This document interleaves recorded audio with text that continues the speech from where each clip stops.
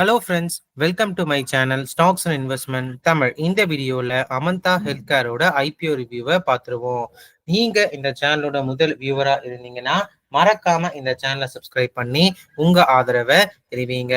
Already சப்ஸ்கிரைபரா இருந்தீங்கன்னா உங்க ஆதரவுக்கு மிக்க நன்றி. டிஸ்கிளைமர் என்னன்னா, நாங்க சிவில் ரிஜிஸ்டர்ட் ஃபினான்ஷியல் அட்வைசர் கிடையாது. நீங்க இன்வெஸ்ட்மெண்ட் டிசிஷன் எடுக்கிறதுக்கு முன்னாடி ஒரு சிவில் ரிஜிஸ்டர்ட் ஃபினான்ஷியல் அட்வைசரை மறக்காம கன்சல்ட் பண்ணணும். இங்க நாங்க எங்க ஒப்பீனியனை தெரிவிக்கிறோம். எஜுகேஷனல் பர்பஸுக்காக இன்வெஸ்ட்மெண்ட் அட்வைஸா எடுத்துக்க கூடாது. இந்த கம்பெனி பாத்தீங்கன்னா பார்மாசூட்டிக்கல் ரிலேட்டட் சர்வீசஸ்ல இருக்காங்க. ஸோ அங்க பாத்தீங்கன்னா ரெஸ்பிரேட்டரி, அதுக்கப்புறம் பாத்தீங்கன்னா இந்த ஐ ஃப்ளூயிட் ரிலேட்டட் ப்ராடக்ட்ஸ் தயாரிக்கிற கம்பெனியா இருக்காங்க. லைக் நெபுலைசேஷன்ஸ், அதுக்கப்புறம் பாத்தீங்கன்னா இந்த 2 ml to 5 ml அந்த மாதிரி ரிலேட்டட் லிக்விட் ரிலேட்டட் ப்ராடக்ட்ஸும் தயாரிக்கிற கம்பெனியா இருக்காங்க. இந்த கம்பெனி பாத்தீங்கன்னா ஆப்பிரிக்கா, லாட்டின் அமெரிக்கா, யூகே அது மாதிரி சொல்லிட்டு ஒரு 10க்கும் மேற்பட்ட கண்ட்ரீஸ்க்கு இங்க ப்ராடக்ட்ஸ் எக்ஸ்போர்ட் பண்ணிக்கிட்டு இருக்காங்க. 47 ப்ராடக்ட்ஸ் இவங்க போர்ட்ஃபோலியோல இருக்கு.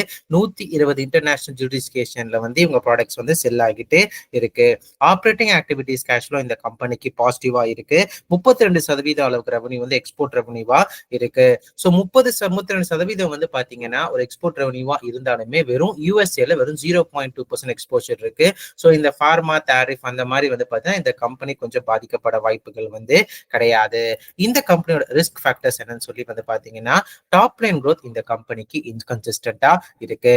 அது மட்டும் இல்லாம இயர் ஆன் இயர் க்ரோத்தும் டிக்ளைனிங்கா இருக்கு. ப்ராஃபிட் மார்ஜின்ஸும் 2023 கம்பேர் பண்ண சொல்ல 2025 நல்லாவே குறைஞ்சிருக்கு. ஸோ இதுக்கு என்ன காரணம் அப்படின்னு சொல்லி அனலைஸ் பண்ணும்பொழுது இவங்க ரா மெட்டீரியல் பிரைசஸ் இந்த காலகட்டத்தில் நல்லாவே உயர்ந்திருக்கு. அது மட்டும் இல்லாம இந்த கம்பெனியோட டெப்ட் பெர் ஈக்விட்டி ரேஷியோ 2க்கு மேல இருக்குங்க. ஸோ கடன் அதிகம் உள்ள கம்பெனியா இருக்காங்க. அந்த பினான்ஸ் காஸ்டே இவங்களோட பாதி ப்ராஃபிட்டை எடுத்து முழுங்கிடுது.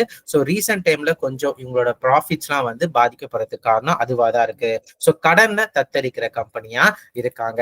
இந்த கம்பெனியோட வேல்யூவேஷன்ஸ் பாத்தீங்கன்னா போஸ்ட் ஐபிஓ பேசிஸ் 35 டைம்ஸ் ஏர்னிங்ஸும், இதே ப்ரீ ஐபிஓ பேசிஸ்ல பாத்தீங்கன்னா ஒரு 47 டைம்ஸ் ஏர்னிங்ஸ் கேட்கறாங்க. ஸோ ஓவராலா 47 டைம்ஸ் ஏர்னிங்ஸ் இந்த மாதிரி தின் மார்ஜின், அதுக்கப்புறம் டாப் லைன் இன்கன்சிஸ்டன்டா இருக்கிற கம்பெனிக்கும் அதே மாதிரி கடன் அதிகமா இருக்கிற கம்பெனி கொஞ்சம் அதிகமாவே பாக்குறேன். ஏன்னா பெரிய பெரிய லார்ஜ் கேப் கம்பெனிஸே பாத்தீங்கன்னா ஒரு 30 டைம்ஸ் 23 டைம்ஸ் ஏர்னிங்ஸ்ல இருக்கும் பொழுது ஸோ இந்த மாதிரி தின் மார்ஜின் கம்பெனிக்கு இந்த வேல்யூவேஷன்ஸ் கொஞ்சம் அதிகமாவே நான் பாக்குறேன். ஆனா மிஸ்டர் மார்க்கெட் இந்த கம்பெனிக்கு ஜிஎம்பி 22 ரூபாய் அளவு கொடுத்திருக்காரு. ஒரு 15% மேல லிஸ்டிங் கெயின் செய்யறதுக்கு வாய்ப்பு இருக்குன்னு சொல்லி எதிர்பார்க்கப்படுது. அதை பொறுத்திருந்து பார்க்கும், சப்ஜெக்ட் டு மார்க்கெட் கண்டிஷன். இந்த கம்பெனியோட ஐபிஓ டேட்ஸ் பாத்தீங்கன்னா செப்டம்பர் 1 to செப்டம்பர் 3, 2025 இருக்கு. ஃபேஸ் வேல்யூ 10 ரூபாய் ஒரு ஷேர் இருக்கு. இஷ்யூ பிரைஸ் 120 126 ரூபாய் ஒரு ஷேர் இருக்கு. லாட் சைஸ் 119 ஷேர்ஸ் இருக்கு. டோட்டல் இஷ்யூ சைஸ் 126 கோடி அளவுக்கு இருக்கு. இந்த 126 கோடி எடுத்து அவங்க எக்ஸ்பான்ஷன் பிளான் ட்ரை பண்ண போறாங்க இந்த ஐபிஓ மணில இருந்து.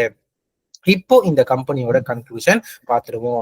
ஓவராலா இந்த கம்பெனிக்கு பாசிட்டிவ்ஸ் அப்படி எடுத்து சொல்லி பார்த்தீங்கன்னா ஒரு 32% அளவுக்கு எக்ஸ்போர்ட் ரெவன்யூ இருக்கு. எக்ஸ்பான்ஷன் கெப்பாசிட்டியும் இந்த ஐபிஓ மூலியமா எக்ஸ்பேண்ட் பண்ண போறாங்க. அதனால இவங்க மார்ஜின்ஸ் இம்ப்ரூவ் ஆக வாய்ப்புகள் இருக்கு. முக்கியமா இப்ப இருக்கிற காலகட்டத்தில் கேஷ் ஃப்ளோ கொஞ்சம் கம்பெனிஸ்ல பார்க்க வேண்டியது இருக்கு. அந்த மாதிரி ஆப்ரேட்டிங் ஆக்டிவிட்டிஸ் கேஷ் ஃப்ளோ இந்த கம்பெனிக்கு பாசிட்டிவா இருக்கு. ஆனா அது ஈக்குவலா இந்த சைட் நெகட்டிவா இந்த கம்பெனிக்கு என்னெல்லாம் இருக்குன்னு சொல்லி பார்த்தீங்கன்னா ஹை டெப்ட் இருக்கிற கம்பெனியா இருக்காங்க. இந்த டெப்ட் அதிகமா இருக்கிறதுனாலே இவங்களோட ப்ராஃபிட் மார்ஜின்ஸ் பாதிக்கப்படுது. டிக்ளைனிங் ட்ரெண்ட்ல இருந்திருக்கு. பிளஸ் அது மட்டும் இல்லாம இவங்க sales growth year on year டிக்ரீஸும் ஆயிருக்கு. ஸோ அந்த அளவு சேல்ஸ் மார்ஜின் இந்த கம்பெனி மெயின்டைன் பண்ணாத கம்பெனியா இருக்காங்க.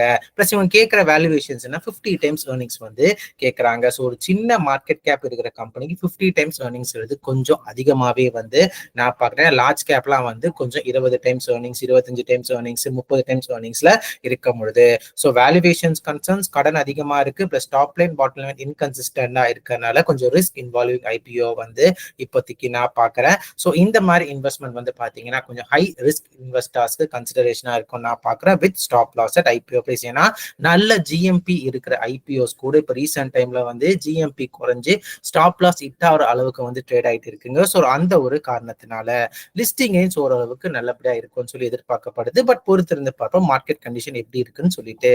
இந்த வீடியோ பிடிச்சிருந்தா லைக் பண்ணுங்க. ரெகுலர் வீடியோ அப்டேட் பெல்லைக்கான கிளிக் பண்ணுங்க. மறக்காம ஸ்டாக்ஸ் இன்வெஸ்ட்மெண்ட் தமிழ் சேனலை சப்ஸ்கிரைப் பண்ணுங்க. தேங்க்ஸ் ஃபார் வாட்சிங் ஸ்டாக்ஸ் இன்வெஸ்ட்மெண்ட் தமிழ் சேனல்.